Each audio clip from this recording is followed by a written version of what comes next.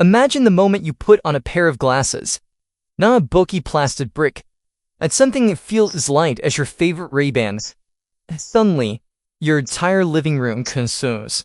The walls dissolve into a panoramic view of the Martian surface, or perhaps a high-tech mission control center where zero screens float in midair, anchored to your real-world furniture with terrifying precision. It isn't a scene from a sci-fi blockbuster. This is the promised reality of the Meta Quest 4. For years, we've heard the promises of the metaverse. And for years, we've dealt with the compromises. Heavy headsets, blurry pass-through, and battery lives that die just as the game gets good. The whispers coming out of Meta's Reality Labs in 2026 suggest that Mark Zuckerberg is done with compromises. Meta Quest 4, internally known by code names like Project Griffin, is being built to do one thing: kill the Apple Vision Pro and reclaim the throne of spatial computing. If you are a VR enthusiast, a remote worker, or just someone who loves the cutting edge of tech, you need to listen closely. We are at the dawn of the most significant hardware jump in the history of the Quest lineup. Let's talk about the physical reality of VR. Since the original Oculus Rift, the biggest complaint has always been the brick on your face. Heavy, it's sweaty, and after an hour, your mech fails it. The Meta Quest 4 is rumored to be the first flagship headset to move toward a split compute, or PoC, architecture.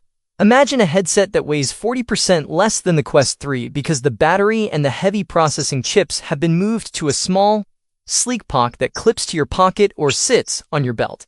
By removing the weight from your forehead, Meta isn't just making the better gaming console, they're making the wearable device you can actually use for an 8-hour workday.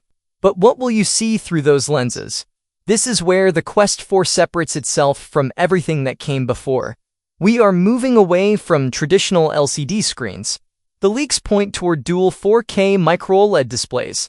For the first time in a consumer-grade Quest, we're talking about retina-level resolution. That means the screen door effect, those tiny visible pixels, is officially dead. Whether you're reading tiny spreadsheets in a virtual office or watching a 3D movie, the clarity will be indistinguishable from a physical 4K monitor. With OLED technology, the blacks are truly black, not that washed-out gray we've dealt with for years. This is the visual fidelity that makes the brain forget it's looking at a screen. Under the hood, the Quest 4 is expected to debut the Snapdragon XR3 Gen 3. This chip is a beast designed specifically for the AI-heavy demands of 2026. It's not just about better graphics. It's about spatial intelligence. The Quest 4 will feature a dedicated neural processing unit, NPU, that can map your room in real time with centimeter-level accuracy. It won't just see wah. It will recognize your couch, your cat moving across the floor, and even the coffee mug on your desk. This allows for mixed reality MR that feels physical. Imagine a virtual character that doesn't just clip through your table but actually hides behind it, casting a realistic shadow underneath it. One of the most exciting and controversial rumors is the return of eye and face tracking. This was the feature that made the Quest Pro special.